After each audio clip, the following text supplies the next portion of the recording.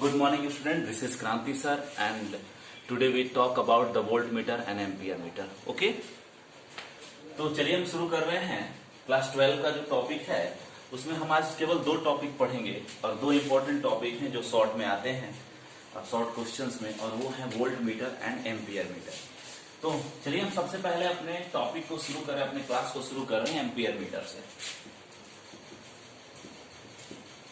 इसको ए मीटर भी बोला जाता है या इसको हिंदी में आ मीटर भी बोला जाता है, या आप इसको बोल सकते हैं एम्पियर मीटर। ओके विद्यार्थी, तो चलिए सबसे पहले हम समझते हैं कि एम्पियर मीटर होता क्या है। तो एम्पियर मीटर एक ऐसी युक्ति, एक ऐसी मशीन है, ऐसी इलेक्ट्रिकल युक्ति है, इलेक्ट्रिकल डिवाइस है जिसके द्वारा हम किसी परिपथ में, किसी सर्किट में प्रवाहित होने वाले करंट का मान को प्राप्त करते हैं। यहाँ देखिए, मान लेते हैं हमारे पास एक सर्किट है, ये हमारा एक सर्किट हो गया और इस सर्किट में यहाँ एक रेसिस्टेंस है, ओके, और यहाँ पर एक बैटरी कनेक्ट कर दी गई है, जिससे क्या होगा कि इस रेसिस्टेंस के सिरों के बीच एक पोटेंशियल डिफरेंस पैदा होगा और इससे करंट फ्लो करेगा। तो यदि इस करंट को हमको मेजर करना है, मापना है, तो हम क्या करते हैं, एक डिवाइस को लगाते हैं जो करंट के मान को मेजर करती है, और इस डिवाइस को हम लोग बोलते हैं ampere metre. Okay, ampere metre किस प्रकार काम करता है, इसका जो इंटरनल स्ट्रक्चर कैसा है, इसका मैकेनिज्म कैसा है, ये तमाम बातें हम लोग जब मैग्नेटिज्म में आएंगे तब आपको पढ़ाएंगे। ठीक है, तो मैग्नेट चैप्टर में, तो इसको एम्पियर मीटर को हम डिनोट करते हैं ए द्वारा, ऐसे। और इसमें एक निडिल होती है जो कि इसमें प्रवाहित करंट, इसके अंदर एक कॉइल होता है, और कॉइल में जब करंट प्रवाहित होता है तो उसके कारण जो मैग्नेटिक फील्ड पैदा होती है, उस मैग्नेटिक फील्ड में ये जो निडिल होती है वो डिफ्लेक्ट करती है, और इसका डिफ्लेक्शन जो होता है वो प्रोपोर्शनल होता है करंट का, जिसके बारे में हम आगे स्टडी करेंगे। ओके, तो यहाँ पर हमने क्या किया है, एक एक्सटर्नल लोड लिया है, और ये हमारे पास एक बैटरी है जिसका पोटेंशियल हमने भी ले लिया है, और एक एम्पियर, इस परिपथ में प्रवाहित होने वाली धारा को मापने के लिए हमने यहाँ पर जोड़ दिया है एम्पियर मीटर। विद्यार्थी, कोई भी अगर आपका एम्पियर मीटर है तो इसके साथ हम एक यहाँ प्रतिरोध जोड़ते हैं जिसको हम लोग बोलते हैं शंट। इसको हम आरएस से सूचित कर रहे हैं, और ये है शंट, और ये क्या है, एम्पियर मीटर। तो एम्पियर मीटर की परिभाषा अगर आपको लिखनी है तो ये बहुत इजी है। इसकी परिभाषा है, किसी परिपथ में प्रवाहित होने वाली धारा का मान ज्ञात करने वाले इलेक्ट्रिकल डिवाइस को हम लोग बोलते हैं एम्पियर मीटर। ओके, और एम्पियर मीटर को हम सूचित कर रहे हैं ये ए द्वारा, और इसके साथ एक प्रतिरोध जुड़ा होता है जिसको हम लोग बोलते हैं शंट। ठीक है, कोई दिक्कत? तो ये जो शंट होता है, थोड़ा सा इसके बारे में हम यहाँ स्टडी करेंगे कि ये शंट जो होता है, जो इसके साथ जुड़ा होता है, उस किस क्रम में जुड़ा होता है। ठीक है, तो अब यहाँ पर देखिए कि अगर हम इसके साथ अगर हमको इसके करंट का मान को प्राप्त करना है, कि मान लेते हैं इसमें 10 एम्पियर का करंट, ऐसे 10 एम्पियर तो ज्यादा हो जाएगा, मान लेते हैं 1 या 5 एम्पियर का करंट प्रवाहित हो रहा है। ओके, तो 5 एम्पियर का करंट जब इस एम्पियर मीटर में प्रवेश करेगा तो एम्पियर मीटर का एक प्रतिरोध होता है, क्योंकि उसमें कॉइल है और कॉइल में फिर तारों के फेरे लपेटे होते हैं जिसका मैग्नेटिक फील्ड बन सके, तो उसका एक परिमित प्रतिरोध होगा, एक फिनाइट रेसिस्टेंस होगा, और इस रेसिस्टेंस के कारण क्या होगा कि यहाँ पोटेंशियल डिफरेंस लॉस करेगा, और 5 एम्पियर की धारा जब इस एम्पियर मीटर में प्रवेश करेगी तो पोटेंशियल डिफरेंस के डिक्रीज हो जाने के कारण, लॉस हो जाने के कारण एम्पियर मीटर जो मेजर करेगा, जो करंट नापेगा आई, वो 5 एम्पियर से क्या होगा, कम मापेगा। तो परिपथ में 5 एम्पियर की धारा प्रवाहित हो रही है, लेकिन ये मेजर कितना कर रहा है, कम कर रहा है। तो इस समस्या को दूर करने के लिए हम ऐसा करते हैं कि इस एम्पियर मीटर के प्रतिरोध को एकदम नगण्य कर देते हैं, मतलब इसको जीरो प्रतिरोध कर देते हैं। ऐसा तो हो नहीं सकता है कि आप किसी भी डिवाइस का प्रतिरोध जीरो कर दिया, आप उसको घटा सकते हैं। घटाने के लिए आपको क्या करना होगा, घटाने के लिए आपको इसके साथ, एम्पियर मीटर के साथ पैरेलल कॉम्बिनेशन में एक बड़ा प्रतिरोध जोड़ देते हैं, जिसको हम लोग क्या बोलते हैं, शंट बोलते हैं। अब ये क्या होगा कि एक तो पहले नंबर एम्पियर मीटर है, उसका प्रतिरोध है, मान लेते हैं ये एम्पियर मीटर का प्रतिरोध आरए है, और शंट जोड़ दिया आरएस हो गया। अब शंट का प्रतिरोध अधिक है, इसलिए क्या होगा कि इन दोनों पैरेलल कॉम्बिनेशन में जुड़ने के कारण इक्विवेलेंट जो रेसिस्टेंस होगा वो बहुत ही कम हो जाएगा। और इक्विवेलेंट रेजिस्टेंस इस एम्पियर मीटर का नगण्य हो जाने के कारण, बहुत कम हो जाने के कारण क्या होगा कि इसके द्वारा जो पोटेंशियल लॉस होगा वो भी नगण्य हो जाएगा। और अगर 5 एम्पियर की धारा इससे प्रवाहित हो रही है तो ये अप्रोक्सीमेटली 5 एम्पियर इसको मेजर करेगा, मतलब करंट भी लॉस नहीं होगा। तो इस प्रकार से एम्पियर मीटर ये होता है। तो एम्पियर मीटर से संबंधित प्रमुख बातें क्या होती हैं? सबसे प्रमुख बातें ये हैं, यह विद्युत परिपथ में प्रवाहित धारा का मान बताता है। तो ऐसी युक्ति जिसके द्वारा किसी परिपथ में प्रवाहित धारा का मान प्राप्त किया जा सके उसको हम लोग क्या बोलेंगे? एम्पियर मीटर बोलेंगे। एम्पियर मीटर जो होता है वो सर्किट में सीरीज कॉम्बिनेशन में जुड़ा होता है। क्योंकि अगर आप सीरीज कॉम्बिनेशन, मान लीजिए एम्पियर मीटर है और आपने इसको पैरेलल कॉम्बिनेशन में जोड़ दिया है किसी सर्किट से इस प्रकार से, तो ये सभी करंट को मेजर नहीं कर पाएगा। क्योंकि सारे जो, मान लीजिए यहाँ से कोई करंट प्रवाहित हो रहा है, सपोज डेट मान लेते यहाँ हमारे पास एक बैटरी है, यहाँ पर चाहे कहीं पर भी, तो अगर ये पैरेलल कॉम्बिनेशन में जुड़ा है एम्पियर मीटर, तो इसके करंट जो होंगे वो डिवाइड कर जाएंगे, ठीक है। और सभी करंट जो है उस एम्पियर मीटर से, पूरे परिपथ के दौरान एम्पियर मीटर से नहीं गुजर पाएंगे।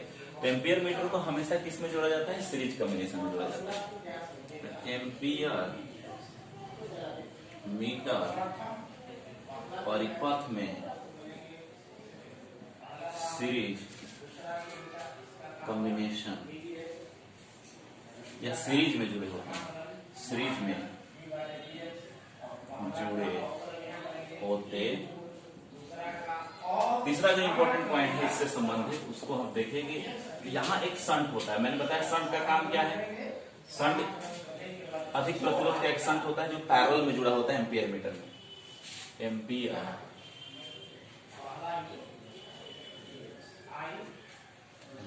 दिखता है, एम्पियर मीटर में, एम्पियर मीटर के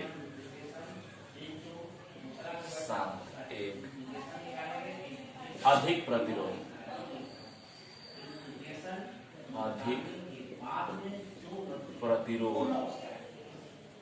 का शंट पैरेलल कॉम्बिनेशन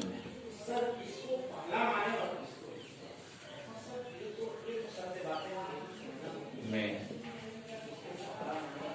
जुड़ा होता।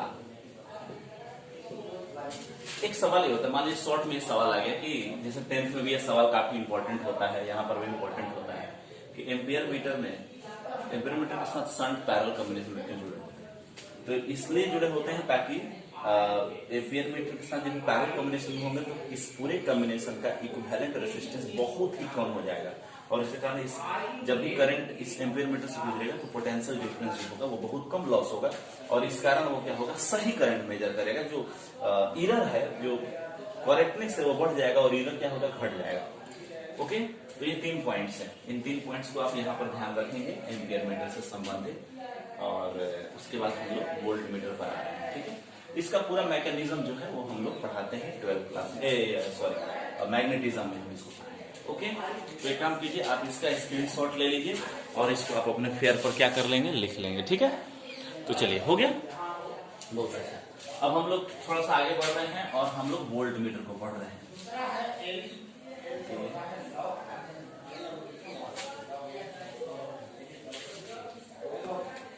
तो नेक्स्ट टॉपिक है वोल्ट मीटर। वोल्ट मीटर, इसको हम वोल्ट मीटर ही बोलते हैं। अब देखिए, इसमें इसके नाम से ही स्पष्ट है, वोल्ट मतलब पोटेंशियल डिफरेंस मेजर करेगा। तो ये वोल्ट मीटर जो होता है ये इस प्रकार से मैंने इसको दिखा रहा हूँ, यहाँ V हो गया, इसका मतलब ये वोल्ट मीटर है, और ये हो गया यहाँ पर इसके 2 टर्मिनल, ठीक है। इसका भी एक परिमित प्रतिरोध होता है। अब हम इसको किसी कॉम्बिनेशन में कैसे जोड़ते हैं? क्योंकि वोल्ट मीटर जो होता है वो वोल्ट मापेगा, और कोई वोल्ट मतलब विभव या पोटेंशियल डिफरेंस मापेगा, और पोटेंशियल डिफरेंस कहाँ मापना है? या तो बैटरी के टर्मिनल के बीच मापना होता है, या फिर हमें मापना होता है किसी रेसिस्टेंस के टर्मिनल के बीच में। मान लेते हैं ये हमारा एक्सटर्नल रेसिस्टेंस है, लोड है, और यहां हमने क्या कर दिया कि इसको कनेक्ट कर दिया है यहाँ ऐसे पैरेलल कॉम्बिनेशन में। अब देखिए अगर इस पॉइंट को ए और इस पॉइंट को बी ले रहे हैं तो इसका मतलब है कि प्रतिरोध या लोड आर के टर्मिनल के बीच जो पोटेंशियल डिफरेंस है वो ए और बी के बीच पोटेंशियल डिफरेंस के बराबर होगा और वो पोटेंशियल डिफरेंस इस वोल्ट मीटर के पोटेंशियल डिफरेंस के बराबर होगा। इसका मतलब है कि यहाँ पर जो आपको पोटेंशियल डिफरेंस आपको प्राप्त करना है तो इसके लिए वोल्ट मीटर को आपको किसमें जोड़ना होगा, पैरेलल कॉम्बिनेशन में जोड़ना होगा, लोड के साथ पैरेलल कॉम्बिनेशन में। अब थोड़ा सा गौर करते हैं यहाँ पे विद्यार्थी, अगर यहाँ से करंट निकल, यहाँ से अगर करंट, आप तो जानते हैं सर्किट में करंट फ्लो करेगी, जैसे ये करंट इस जंक्शन पहुंचेगी ये दो भागों में टूटेगी, I1 और I2 टूट जाएगी, कोई दिक्कत। तो अगर ये I1 अगर मान लेते I करंट है और ये इसका कुछ भाग टूटकर वोल्ट मीटर में जा रहा है और कुछ भाग रेसिस्ट और अधिकांशतः भाग रेसिस्टेंस से गुजर रहा है, तो रेसिस्टेंस में पोटेंशियल डिफरेंस कितना होगा, I1R। लेकिन इस ऐसा क्यों हो रहा है, ऐसा इसलिए हो रहा है क्योंकि यहाँ वोल्ट मीटर जुड़ा हुआ है और कुछ करंट वोल्ट मीटर से जा रहे हैं। अगर वोल्ट मीटर से जाने वाले करंट को हम जीरो कर दें तो सारे करंट किधर जाएंगे, लोड से होकर जाएंगे, और सारे करंट जब लोड से होकर जाएंगे तो लोड का जो पोटेंशियल रियल पोटेंशियल डिफरेंस कितना होना चाहिए, I इंटू आर होना चाहिए, है ना। तो वोल्ट मीटर से हमको कोई करंट नहीं भेजना है, नहीं तो एरर आ जाएगा। तो इसके लिए हमको क्या करना है, इसके लिए वोल्ट मीटर का प्रतिरोध बढ़ा दीजिए। तो प्रतिरोध बढ़ाने के लिए करना क्या है, यहां एक शंट जोड़ देना है। क्या कर देना है, यहां पर हम एक शंट जोड़ देते हैं। तो अगर हम शंट को वोल्ट मीटर के साथ सीरीज कॉम्बिनेशन में जोड़ देते हैं, क्योंकि शंट का तो शंट एक ऐसा डिवाइस है, एक ऐसा रेसिस्टेंस होता है जिसका रेसिस्टेंस एक ऐसा रेसिस्टेंस है जिसका रेसिस्टिविटी आप कह सकते हैं या उसका प्रतिरोध आप कह सकते हैं बहुत अधिक होना चाहिए, बड़ा होना चाहिए। तो यहाँ पर आपने किसमें जोड़ दिया, इसको सीरीज कॉम्बिनेशन में जोड़ दिया। तो शंट किसमें जोड़ गए, सीरीज कॉम्बिनेशन में। सीरीज कॉम्बिनेशन में जैसे ही आप शंट को जोड़ते हैं क्या होता है, इस वोल्ट मीटर का इक्विवेलेंट रेसिस्टेंस अधिक हो जाता है, बहुत अधिक हो जाता है। और इस कारण क्या होता है, इस कारण ओम के नियम से I जो होता है वो इनवर्सली प्रोपोर्शनल क्या होता है, R, क्योंकि V बराबर IR होता है। तो आप देखिए V बराबर IR, अगर V कांस्टेंट है तो I इंटू आर बराबर कांस्टेंट, तो I इनवर्सली प्रोपोर्शनल R होगा। इसका मतलब है कि रेसिस्टेंस अगर बढ़ जाएंगे तो करंट क्या होंगे, घट जाएंगे। तो अगर अत्यधिक रेसिस्टेंस हो जाए इस वोल्ट मीटर का, तो इस वोल्ट मीटर से गुजरने वाला करंट कितना हो जाएगा, 0, और सारे करंट किससे गुजरेंगे, लोड से। और इस कारण पोटेंशियल डिफरेंस, सारा पोटेंशियल डिफरेंस कहां ड्रॉप करेगा, लोड पर, और इसको ये आराम से वोल्ट मीटर माप लेगा बिना किसी एरर के। तो इसके लिए क्या है, इस शंट के सबसे पहले वोल्ट मीटर को हम परिभाषित कर देते हैं। तो ये क्या है, ये परिपथ का रेसिस्टेंस माप, परिपथ का पोटेंशियल डिफरेंस मापती है।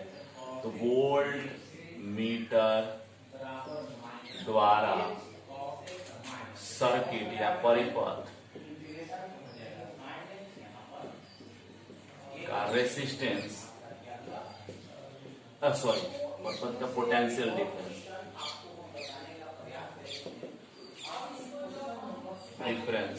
मापा जाता है। परिभाषा में आप कैसे लिख देंगे, ऐसी विद्युतीय युक्ति, ऐसे इलेक्ट्रॉनिक डिवाइस जिसके द्वारा परिपथ का पोटेंशियल डिफरेंस मापा जाता है। वोल्ट मीटर को परिपथ में पैरेलल में जुड़ना चाहिए। Volt meter